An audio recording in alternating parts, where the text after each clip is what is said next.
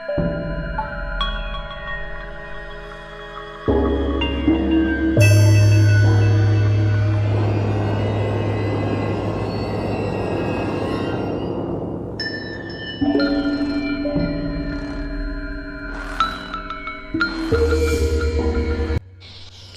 একটি শান্তিগ্রাম। আর চলো তোমাদেরকে শান্তিগ্রামটা একটু ঘুরিয়ে নিয়ে আসি।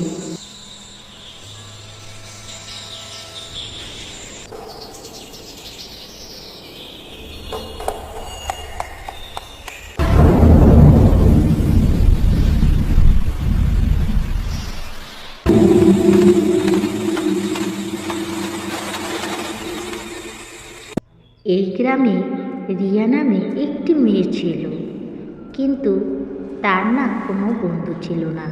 সে একা একাই খেলতো আর একা একাই থাকতো, কিন্তু মাঝে মধ্যে একটু একটু মন খারাপ হতো। সে বলতো, আমার যদি একটা বন্ধু হতো তাহলে কত ভালো হতো।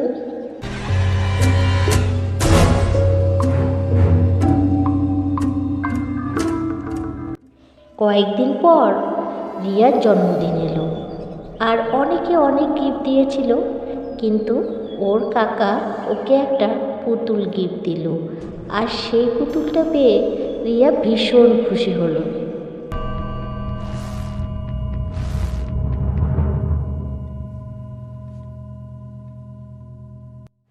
আর রিয়া পুতুলটির নাম রাখলো লাবলু। রিয়া সেই লাবলুর সঙ্গে সবসময় খেলতো, আর তার সঙ্গে রিয়া সবসময় লাবলুর সঙ্গে কথা বলতো। এমনকি নিজেও যখন খেতে বসতো সঙ্গে লাবলুকে নিয়ে বসতো, আর মাঝে মধ্যে লাবলুকে খেয়েও দিত।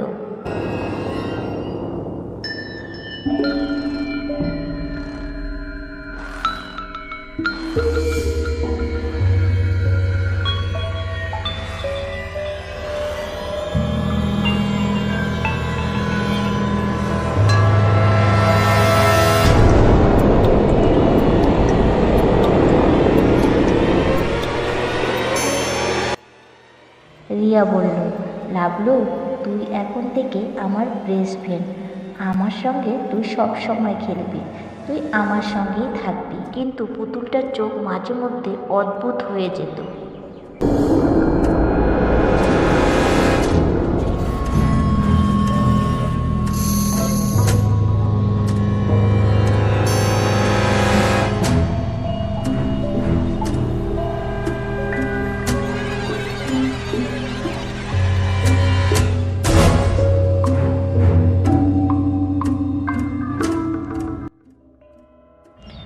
ঘর অন্ধকার, বাইরে বাতাস।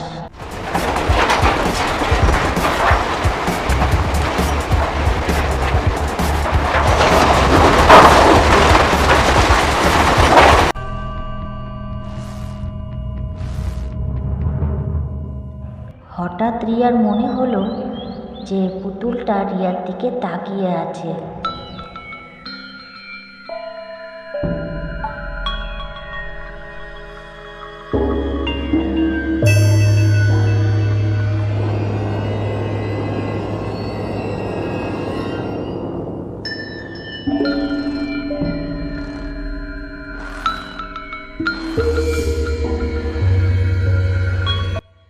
একদিন রিয়া ঘুমিয়ে পড়েছিল।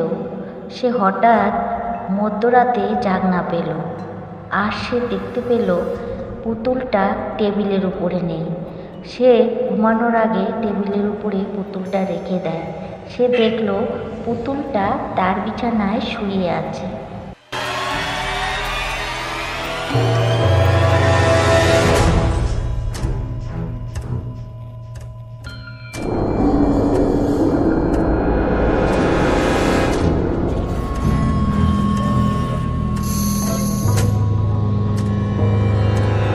এইসব কাণ্ড দেখে রিয়া অবাক হয়ে যায়।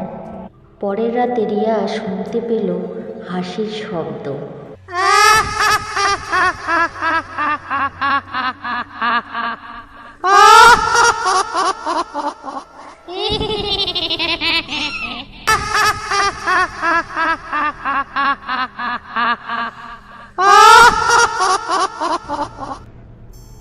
ঘর অন্ধকার, জানালার বাইরে বাতাস।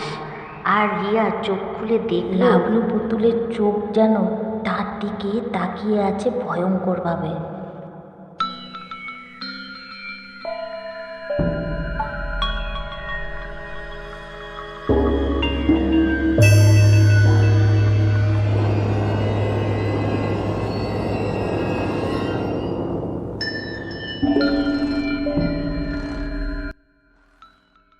হঠাৎ দরজায় ঠক ঠক আওয়াজ। রিয়া ভয় পেয়ে কম্বল মুড়ি দিয়ে শুয়ে পড়ল।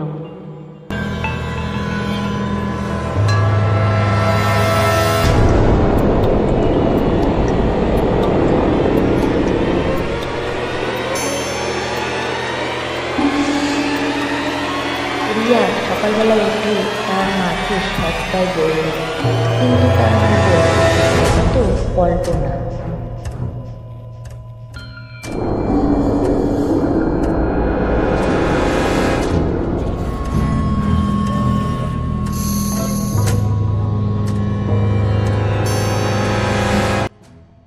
পরের দিন আবার রিয়া দেখতে পেল যে পুতুলটা ধীরে ধীরে তার মাথাটা ঘুরিয়ে নিয়ে তার দিকে তাকিয়ে রইল।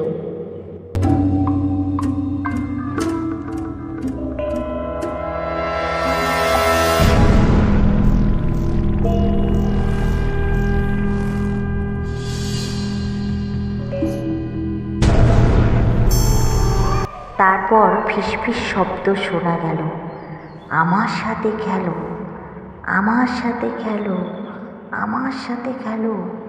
রিয়া ভীষণভাবে ভয় পেয়ে গেল। এইসব কাণ্ড দেখে রিয়া চিৎকার করা শুরু করলো। পরের দিনই ওই গ্রামেরই এক বৃদ্ধা এলো রিয়াদের বাড়িতে।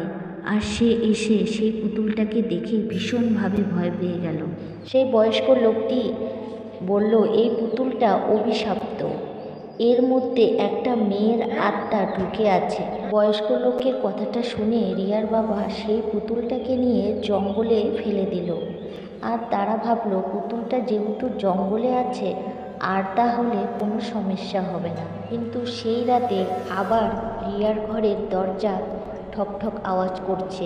রিয়া ভয় ভয় করে দরজাটা খুলল। সে দেখতে পেল তার দরজার সামনে সেই লাবলু পুতুলটা পড়ে আছে।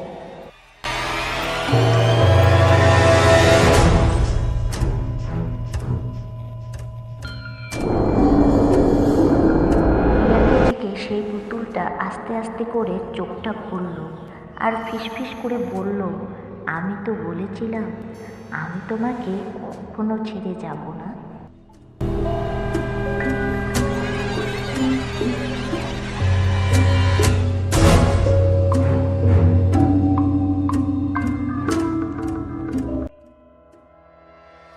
এই কথা বলার সঙ্গে সঙ্গে ঘরটা ধীরে ধীরে অন্ধকার হয়ে গেল।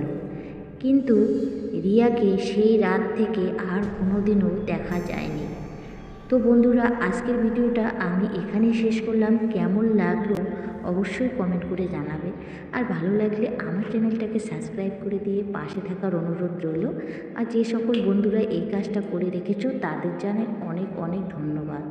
আবারও দেখা হবে নেক্সট ভিডিওতে।